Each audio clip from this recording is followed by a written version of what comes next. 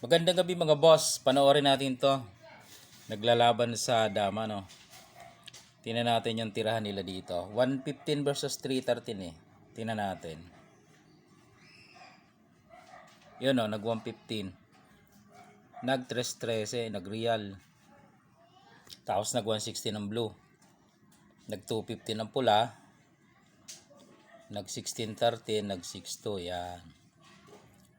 Yun, nag 73 agad doon yung blue. Nag 314 ang pula. Tapos nag 5-1 naman dito ang blue. Okay, ano kayong titira ng pula?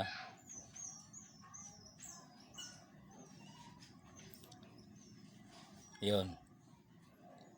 Parang titira ng ano ng ano yan.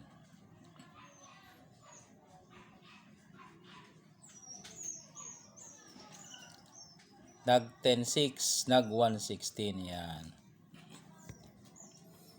Okay. Maganda. Wala pang lance eh. Ngayon,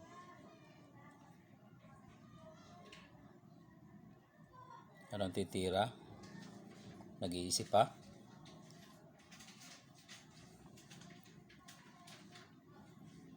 Nag-iisip ang pula.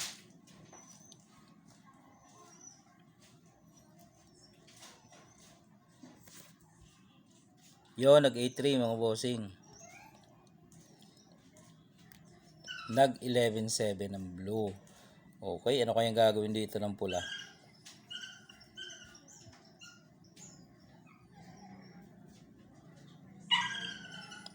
Tira ng pula dito.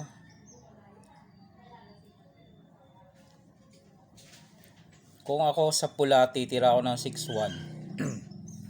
6-1. Kung ako sa pula, titira ako ng 6-1.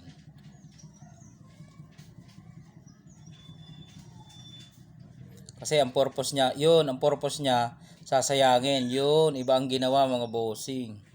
Okay. So, itutuloy natin. Ilalagay natin doon sa board. Okay, na dito tayo sa board mga bossing. Balikan na lang natin yung opening nila. 115 eh. Nag 3-13 yan. Tapos, pag 160 nag 215. 1613 nag 62. Okay. Tapos, anong ginawa dito? Nag 51. Nag 51, nag 340, nag 73. Yan. Kaya ang ginawa niya, nag 10-6, no? Inunahan niya dito sa 116. Ngayon, ang ginawa ng pula yung napanood natin pero dito yon. Ito yung puti. Nag 8-3. Okay. Pag 8-3 niya, nag 11-7, yung napanood natin, yung pula. Dito naman, itim. Nag 11-7. Kasi ang purpose niya, sasayangin niya nga ito. Okay. Kaya nga nasabi ko, kung ako dun sa pula, titira ako ng 6-1. Okay. Pero ang tinira nung pula doon, tumira siya dito. Kaya sinayang dito ng blue. Dito naman ay itim. Sinalo. Yan. Ganyan yung naging resulta. Pero hindi na natin tinapos kasi bibigyan natin ng analysis. Yung sa akin, sa punto ko lang. Okay? Dito na tayo. Pag 11-7, ang sabi ko kanina, kung ako sa pula, titira ako ng 6-1. Yan. Bakit? Baka yung kasi ang purpose niya sasayangin niya, sisiguruhin, di ba? Baka ganun nga ang gawin, siguruhin niya, di malalansi ko siya. Nasaan ang lanse? Pag siniguro, nasaan ang lanse? Palagay yung mga bossing. Nagamit ko to noon yung sumasali ako sa tournament eh. Sinayang niya kasi sa tingin niya wala namang depensa. Walang depensa eh. Pag tinakpan mo, kakain, at saka mo siniguro, susubukan ka lang. Lalamang, di ba? Okay. Pero yan, may lanse mga bossing. Ito na yung lanse, papakita ko. Pag sayang, ang gagawin mo dyan, papakain mo to. Kain siya ng dalawa. Yan, pagkain niya ng dalawa, dito ka lang sa 5-4. Mamili na siya kung saan siya kakain. Okay. Mamili siya saan siya kakain. Unahin natin to. Pag dito siya kumain, ikakain ka, syempre. Yan. O, dalawa option niya ng kain. Pag dito siya kumain, kitang-kita, 3. Diba? 3 no? Dama ka. O, lugi siya dyan. Kakain pa siya dito eh. O. Kakain ka naman dito. Kakain siya, kakain ka. O, wala na. Balik lang natin. Dalawa option ang kain eh. Okay? Pag 5-4 mo, paano kung naman kung dito kumain? Pag dyan naman kumain, huwag ka dito kakain. Dito. O, para pagkain niya, ito ikain mo. O, dito ulit ang bagsak. 3 ulit. Yan o. O, yan. Maganda sana may lanse mga bossing.